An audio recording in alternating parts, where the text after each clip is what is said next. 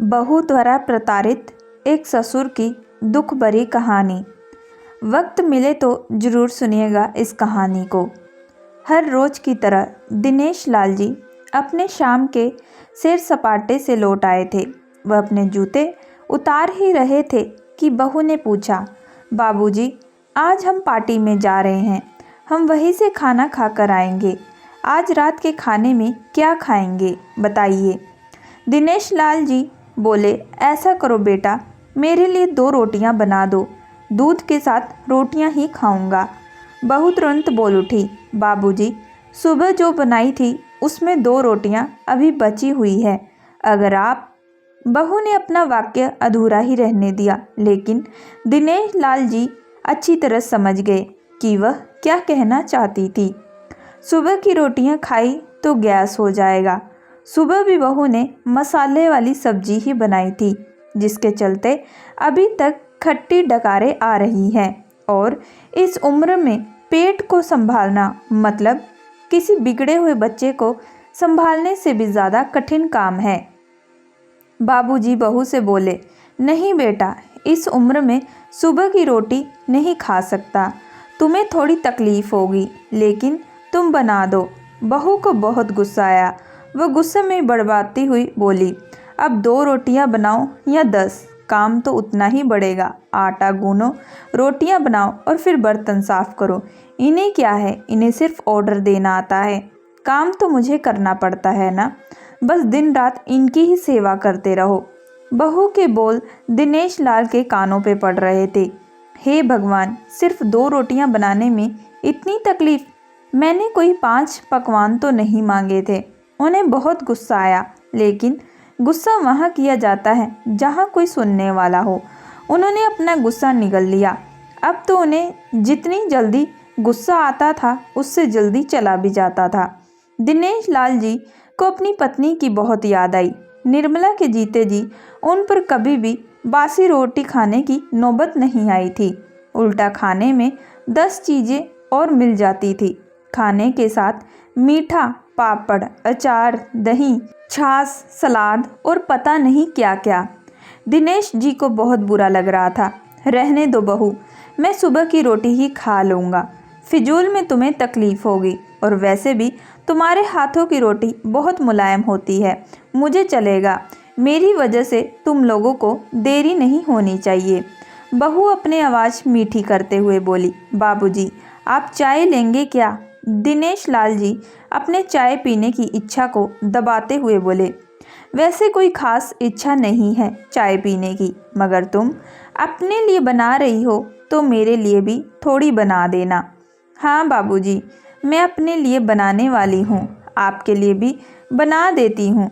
बोलकर बहू रसोई घर के अंदर चली गई। दिनेश लाल जी खुद से ही बातें करने लगे।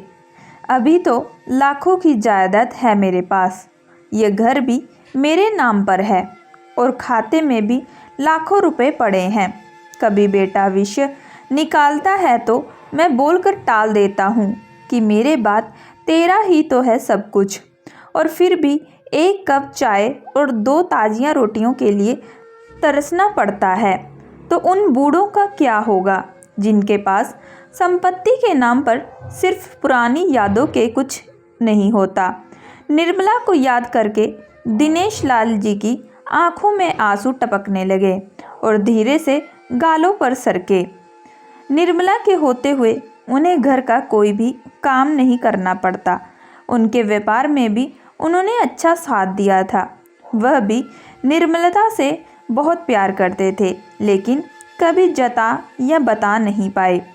वह यह सब सच्चे दिल से मानते थे कि निर्मला उनकी किसी पूर्व जन्मों के पुण्य का फल है, लेकिन जिंदगी की भागदौड़ में वह निर्मला की मन की इच्छाएं पूरी न कर सके। उन्हें वैष्णो देवी जाना था, लेकिन हर बार यात्रा अगले साल के लिए पोस्टपोन्ड हो जाती। घर बार और संसार की जिम्मेदारियां संभालते संभालते कब उनकी इच्छाएं उन्हीं के साथ चली गई, पता नहीं चला। दिनेश लाल जी ने देखा उनके पोता और पोती दोनों ही स्कूल से आ गए थे। दोनों ने अपना बस्ता सोफे पर फेंक दिया और दादाजी की तरफ दौड़कर उन्हें गले लगाते हुए कहने लगे, चलिए ना दादाजी, खेलने चलते हैं। यही निस्वार्थ प्रेम कुछ पल थे जिनमें दिनेश लाल जी को बच्चों के साथ बच्चे बन जाते थे और सारे अपने दुख और यादें भूल जाते थे। वह कुछ बोल पाते उससे पहले ही बहू ने कहा, चलो छोड़ो दादाजी को, हमें पार्टी में जाना है, जल्दी से तैयार हो जाओ, पापा भी आते होंगे। दोनों ही बच्चे दादाजी को छोड़ मम्मी की तरफ भागे। उनकी पोती 7 साल की थी और पोता 5 साल का था। दिनेश लाल जी अपनी सोच में डूबे हुए बालकनी की तरफ गए। बालकनी में धीमी ठंडी पवन ने उनका स्वागत किया। बहू उनके लिए चाय बनाकर लेकर आई।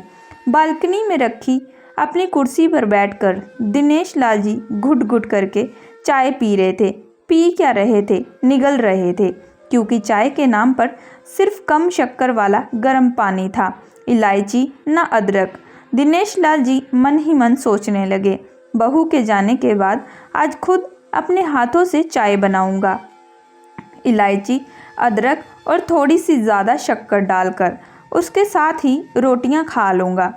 रोटियों की याद आते ही उनका मुंह फिर खट्टा हो गया।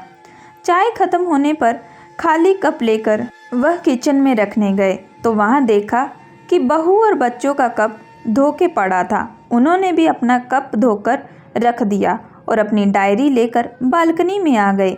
बालकनी में बैठे बैठे उनकी नज़र सूखी हुई तुलसी के पौधे पर गई। उन्होंने एक लोटा पानी लाकर उसमें डाल दिया। कुछ मिनटों के बाद ध्यान से देखने पर उन्हें पता चला कि सूखे हुए तुलसी के पौधे में नई कुपले जैसा मुस्कुरा रही हों। उन्हें याद आया कि निर्मला हर सुबह तुलसी को पानी और शाम को दिया करती थी। अब तो शाम को न तुलसी को और न ही भगवान के मंदिर में दिया जलता है। दिनेश लाल जी आसमान की तरफ देखकर बोले, निर्मला, मुझे इस घर को अभी तुम्हारी ज़रूरत थी। तुम क्यों हमें छोड़कर चली गई?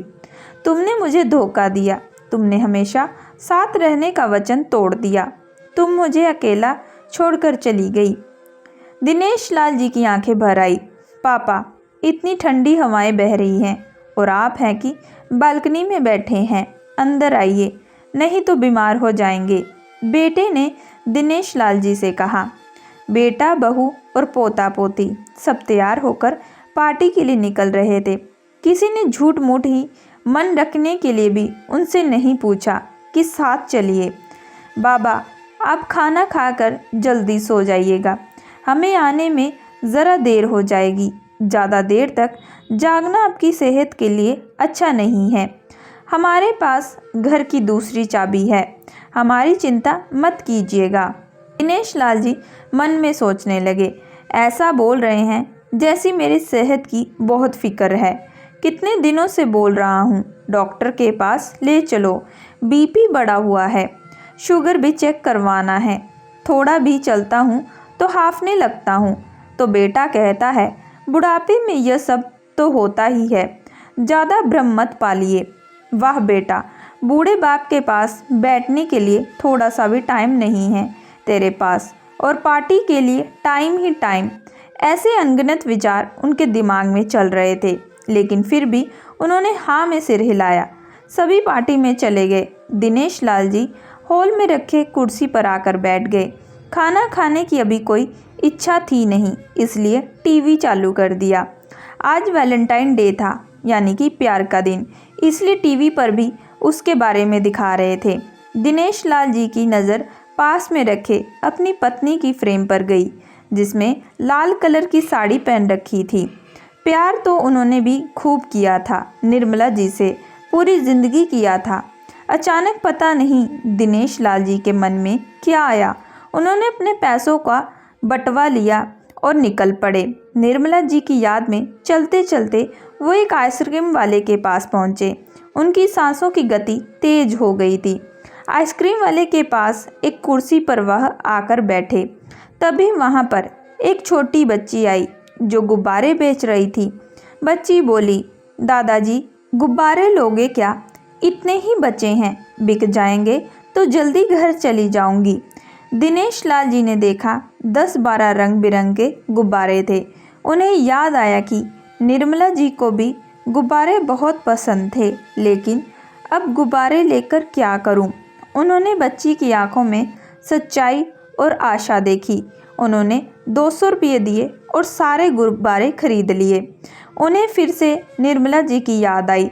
दिनेश लाल जी खड़े हुए रास्ते के बीचों बीच आए। उन्होंने आसमान की तरफ देखा, अपने हाथों में पकड़े गुब्बारे आसमान में छोड़ दिए और चिल्लाकर बोले, निर्मला, मैं तुमसे बहुत प्यार करता हूँ।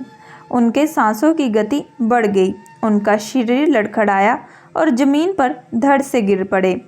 आसपास के लोगों को कुछ भी पता चल पाए उससे पहले ही दिनेश लाल जी ने इस मोह माया की दुनिया को अलविदा कह दिया। दोस्तों, मैं आशा करती हूँ कि आप लोगों को ये कहानी पसंद आई होगी। अगर आप लोगों को ये कहानी पसंद आई है तो प्लीज़ हमारे चैनल को लाइक एंड सब्सक्राइब जरूर करिएगा एंड बेल आइकन का बटन जरूर दबाइएगा।